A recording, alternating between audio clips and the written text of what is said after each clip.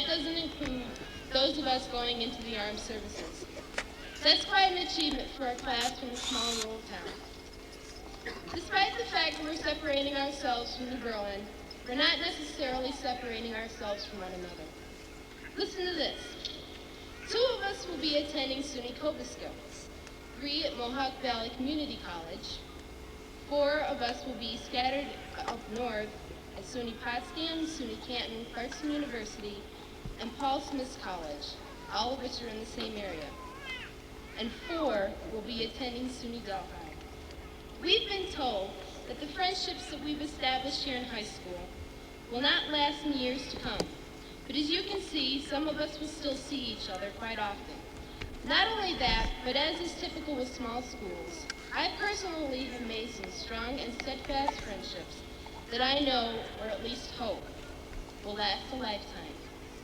I will always remember my years here in New Berlin, and I will always look back on them with smiling recollection. Thank you.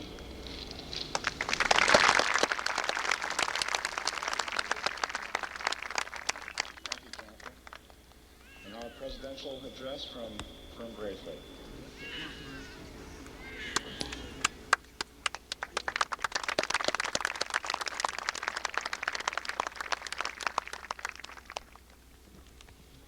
Thank you and good evening. I'd like to welcome parents, relatives, teachers, students, and friends to the class of 1993 commencement exercises. The first thing I'd like to do this evening is to thank all of our class advisors that our class has had for the past 4 years, especially Ms. Stevens and Ms. Boomhauer for all the time and energy they spent working with us on our junior prom. I also would like to thank Mr. Stoll and Mr. Haight for advising us during this hectic senior year. All of their help made my job a lot easier. The next person I'd like to thank is someone that I think is one of the unsung heroes in our school. He made sure we had all the courses we needed to graduate, and he advised us in our college choices, Mr. Bradley.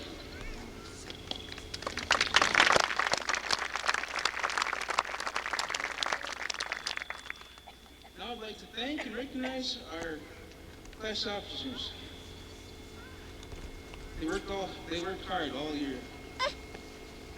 They are Noel Salmon and Dan Fannell, our student council representatives, Bert Sarton, our class treasurer, our favorite class secretary, Melissa Harshberger, and last but certainly not least, our vice president and my right-hand man, David Upson.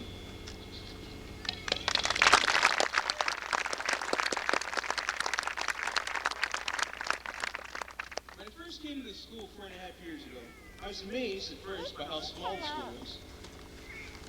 And next, how well everyone knew each other. It was a big change for me. Most of the students in this year's graduating class have been together since kindergarten. That's something most of the students in New Berlin take for granted. Not until we leave for college and we start to lose our sense of security that we had in high school do we realize that where we come from is very special. Then little New Berlin doesn't seem so bad. In the past 4 years, I think we've grown from the funny, irresponsible, immature children we once were. Okay, well, at least we're not children.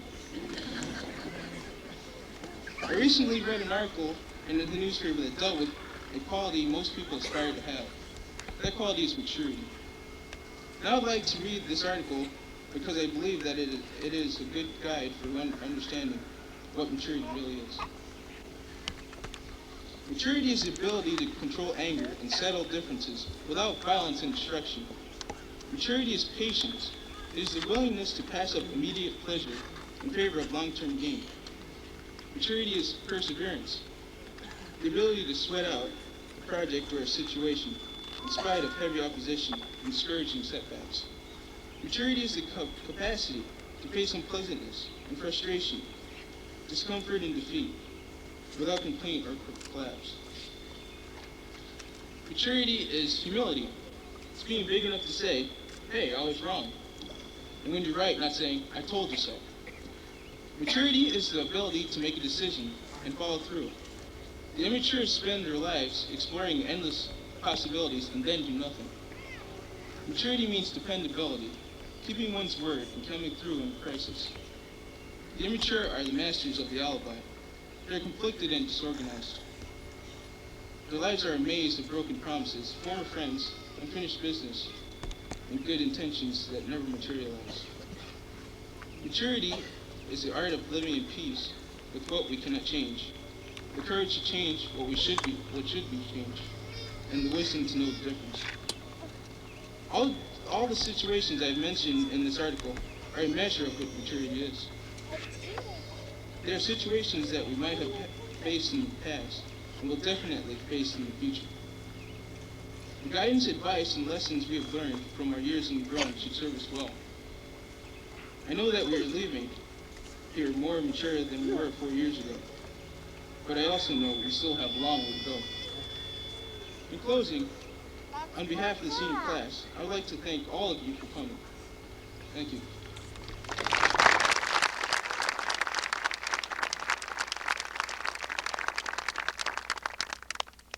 Thank you, friend. We now go down through the long list of awards these students have acquired this year. And if I can have my trusted assistant, Mr. Adams, our superintendent. We had a little breeze come up just before the ceremony, so I hope everything's in place. I'm not quite sure. We'll get started. First award goes to Excellence in Art, Ben Anderson.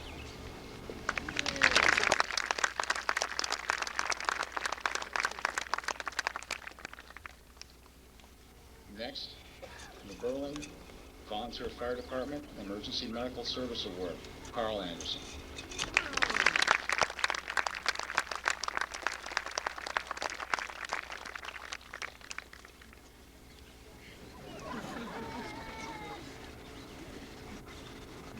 Next is Kathy Bice.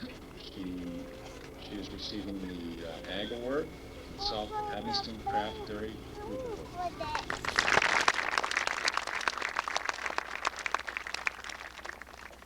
Next is the Harry Bullock, Don Lawrence, Alan Lindsay Memorial Award, and also the David Lum Memorial Award from Braithwaite.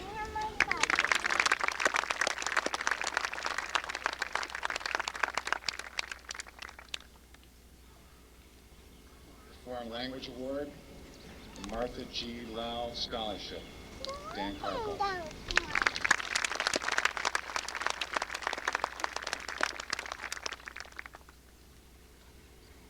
We have the American Legion Auxiliary Scholarship Award, the Ella Bell Memorial Award, Philip Hall Annual Public Speaking Award, Allison Shashalski.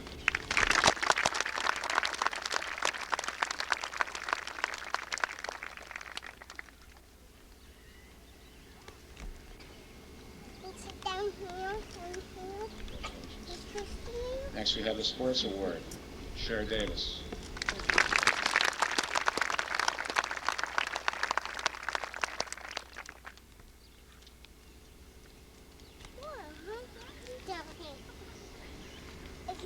It happened. The David Wilcox Memorial Award and the Commercial Award, Paula Gregory.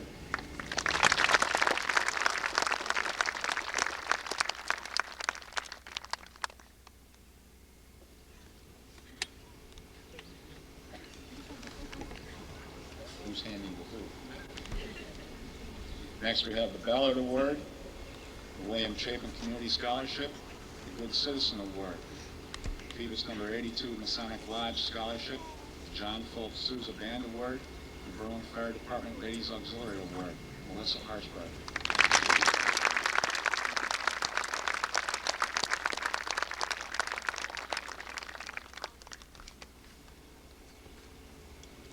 Peg Clark Memorial Award and the Commercial Award, Corey Hendricks.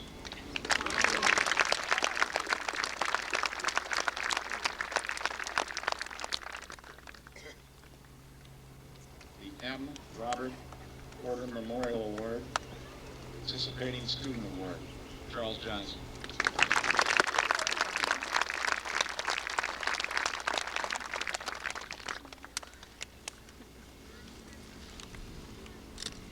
Bingham Award, Eric Larrabee.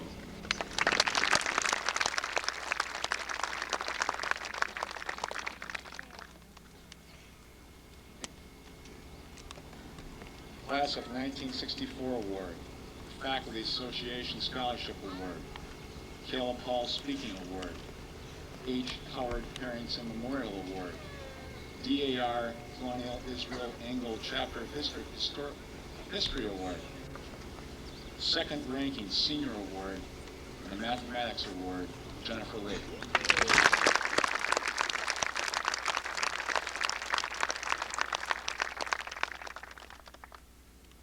The William Chapin Memorial Award, Golden Artist Award, Quentin Mahar.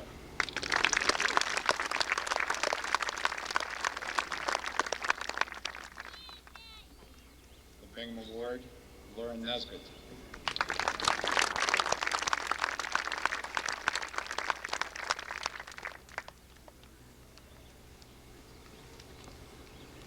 The Participating Student Award, Jason Peck.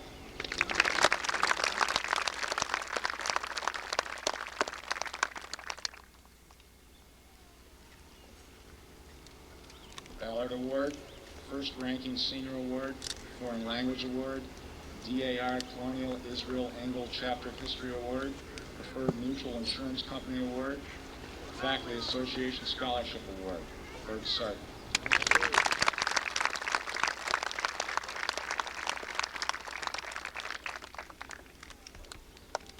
The Roscoe T. Williams Memorial Award, Lisa Stacy.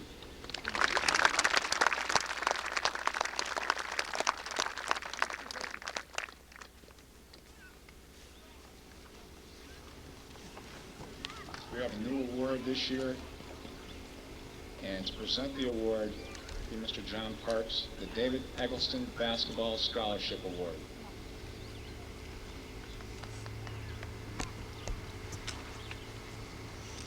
Jason Peck, Paula Gregory.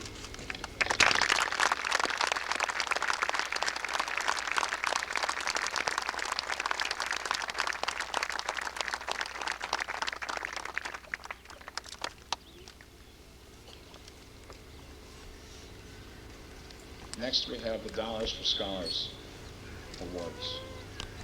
First, the Chase Memorial Foundation Award, Quentin Mahar.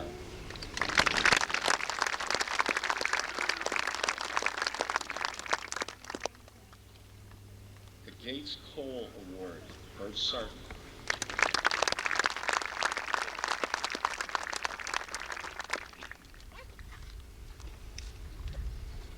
George Kelly Memorial Scholarship Award, Noel Simon.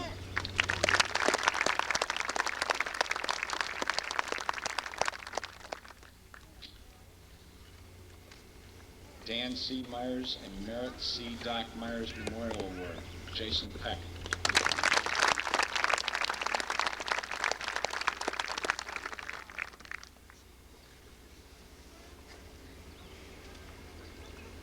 Preferred Mutual Insurance Company Award, Fern Braithwaite.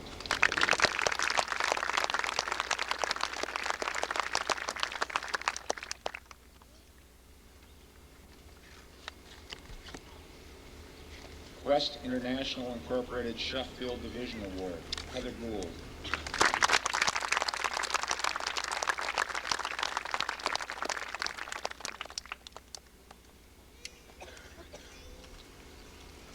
I.L. Richard Company Incorporated Award, Cher Davis.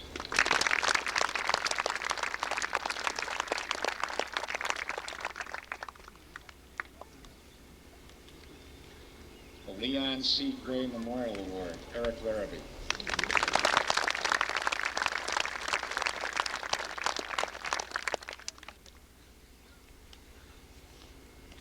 Simmons Precision Award, Chuck Johnson.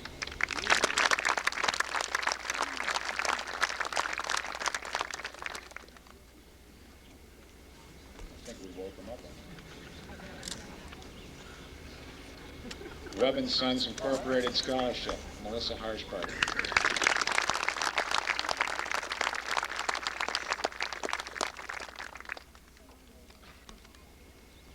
Alumni and Friends Scholarship Award, Allison Shashalsky.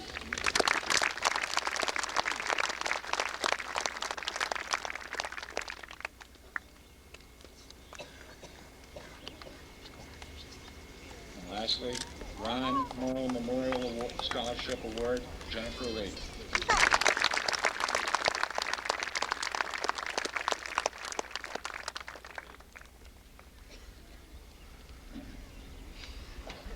Next on the agenda is a presentation of diplomas. They'll be handed out by our board president, Mrs. Carolyn Newbold.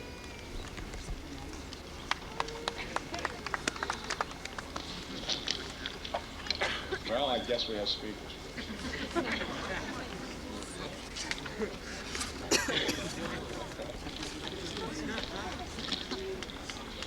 Congratulations, Greg. And thank you for asking me here to speak. These times you realize are very difficult. You must decide which direction to go. Some of you will go to college. Some of you join the workforce. With these hard economical times, jobless rate rising every day, I'm sure you're asking yourselves, is there hope out there for me? And I say to you all, yes, there is. Set yourself a goal and work hard till you achieve that goal. Never give up. You young graduates will be our leaders of the 21st century. Whether you become doctors, lawyers, blue or white collar workers, whichever, you must lead us into the 21st century and make us feel proud to be part of this country once again. The only way to do that is by getting involved. No matter what you do, your voice will matter. I challenge all of you to stop the crime, the drug and alcohol abuse once and for all. Don't let these things hurt our lives any longer. We all must work together. One way to start is to be responsible. Teach responsibility to all. So many times I see people getting married, having children, but within 2 to 3 years they are divorced. Marriage is being treated as a game. When you stand at the altar and you say those most famous words, till death do us part, be responsible for those words. So many children are being hurt also because of irresponsible parents. The most common word said to a child is, I'm too busy, or too tired, go play. We must, as parents, take responsibility for our children. Responsibility is the key to a better world. If we all can be responsible, teach responsibility, the good old family value will be in all of us once again. And in ending, I'd like to talk about my nephew David.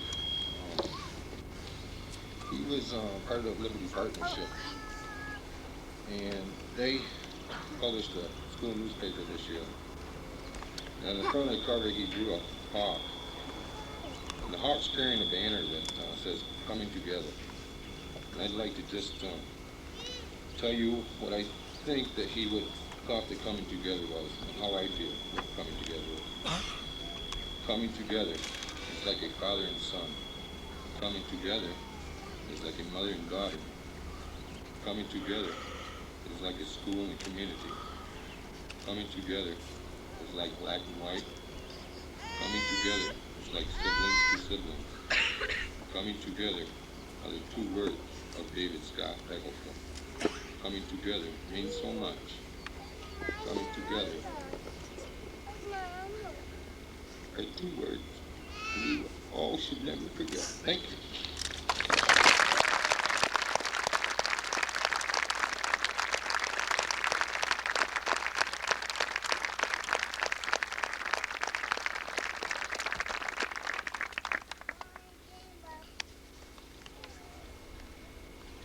Eric and Pat, pay attention. I've said that 300 times in the last 2 years, and I just thought I'd say it once more. That's Eric Geiger and Pat Polinsky, by the way.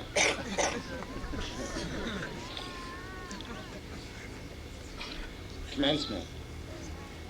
In case all of you seniors don't realize what the derivation of the word is. It means beginning.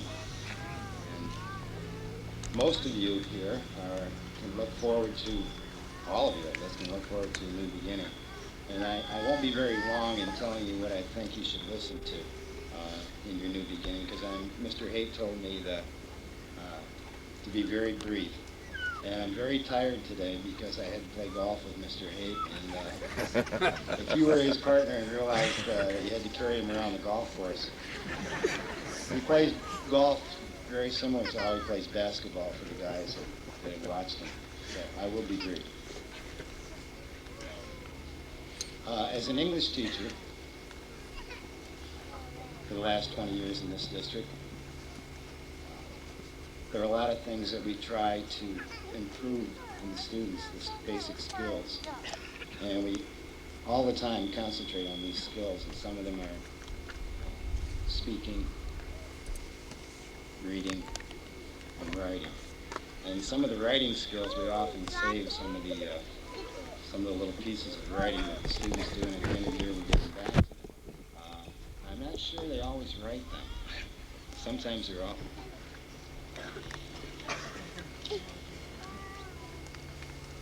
There once was a lady whose chin was 100 centimeters thin. It reached to her toes and it touched above her nose. That was a spectacular chin. See, I told you they didn't write them.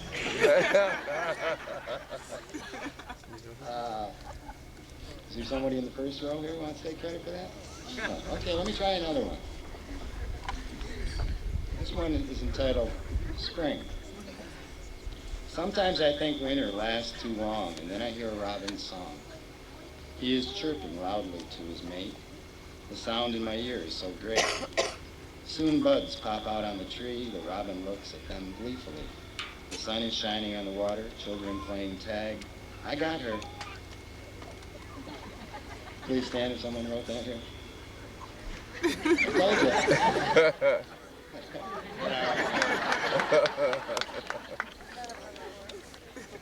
Let's try another one.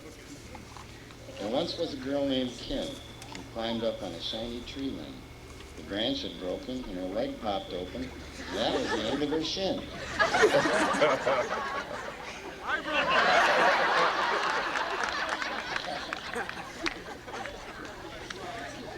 Oh, we haven't got one right yet. Let's try one more. Swimming. By the way, this is a little Japanese form of poetry called haiku. Swimming. Sensational. Jumping, diving, splashing. Having lots of fun in water. Cooling. I did not write that. All right, let me back up just a little bit. That first one was by Melissa Harshberger, even though I don't know if she remembered or not. That was from Mrs. Chapin's grade, fourth grade class. The second one, I guess it was Spring. Spring, sometimes I think winter lasts too long. That was Allison Chachelsky, Mrs. Thompson's class, fifth grade. In case you didn't know, Kathy Bice was the author of the third one about the girl named Kim, and that was from Mrs. Chapin's class in fourth grade. And last but not least, swimming sensational, Katie Polinsky. I don't know if they didn't want to admit it or if they totally forgot. Either way, we'll let it go. And I won't say too much because most of the people here have been listening to me for 2 years, and I think they kind of automatically turn me off after a while.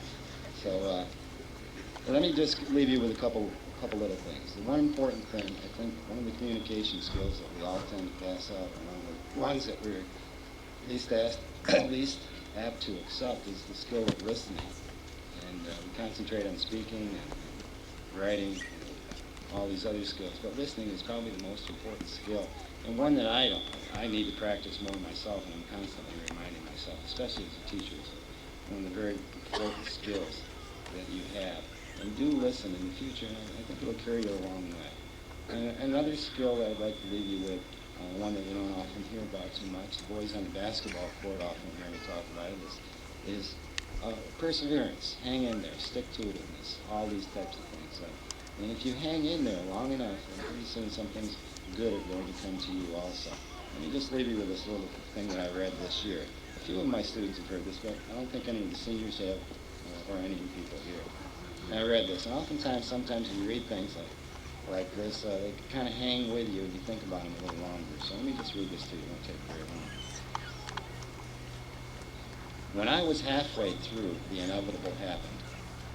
A sudden desolation struck me like an avalanche, and I asked myself, why am I wearing myself out with this toil for which I am so preposterously ill-equipped?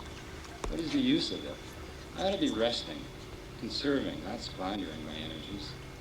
So I threw down my pen, and feverishly I read over the first few chapters. I was appalled. Never had I seen such nonsense in all my life. No one would read this.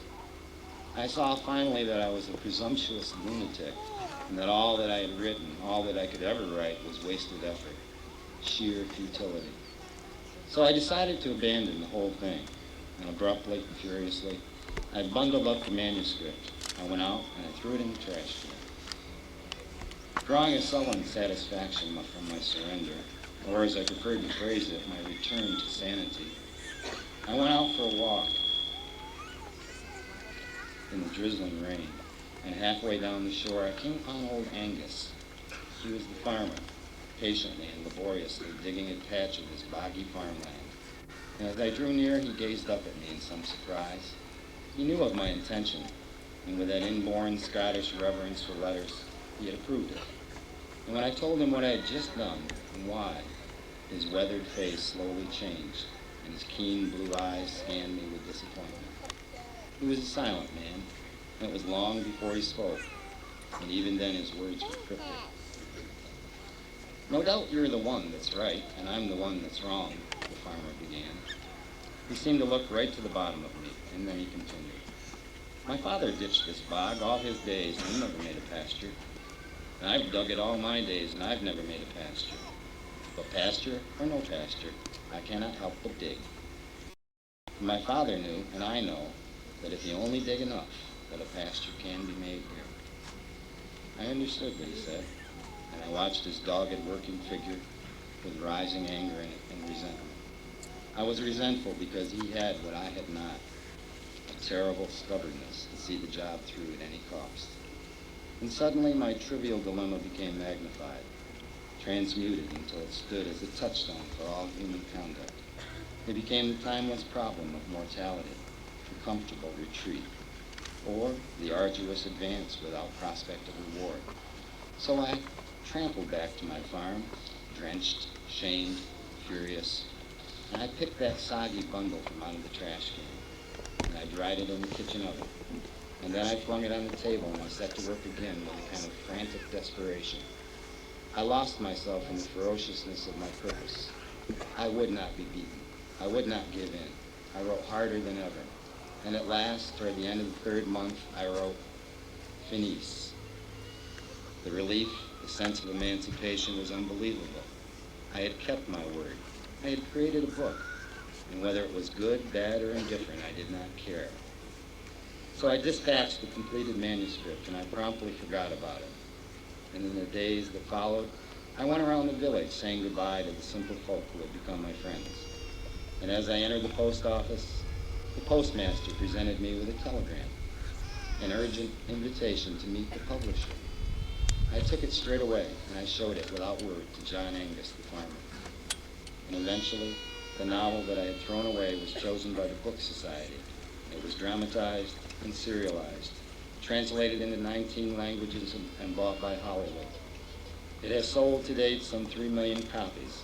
It has altered my life radically beyond my wildest dreams, and all because of the timely lesson in the grace of perseverance. The virtue of all achievement, as known to my old Scots farmer, is victory over oneself, and those who know this victory can never know defeat. So I leave you with this word, classmates, because there's somebody that we left behind not too far in back of you that had as much perseverance, as much stick-to-itiveness as anybody I ever knew. And I'm sure that you will hold that dear to your heart and remember in the future that when you have a terrible task or a very arduous task in front of you, that you will stick to it and finish the project. I thank you very much, and I wish you all luck. Thank you. Charles Walter Johnson, Jr., Regents Diploma.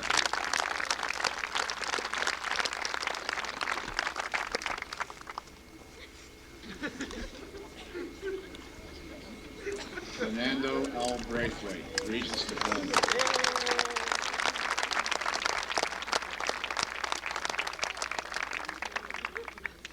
Ronald Edward Duvall, Jr.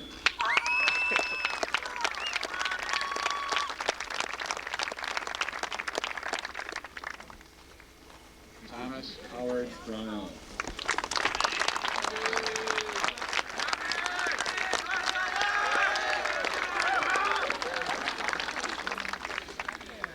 Joseph Patrick Chamberlain.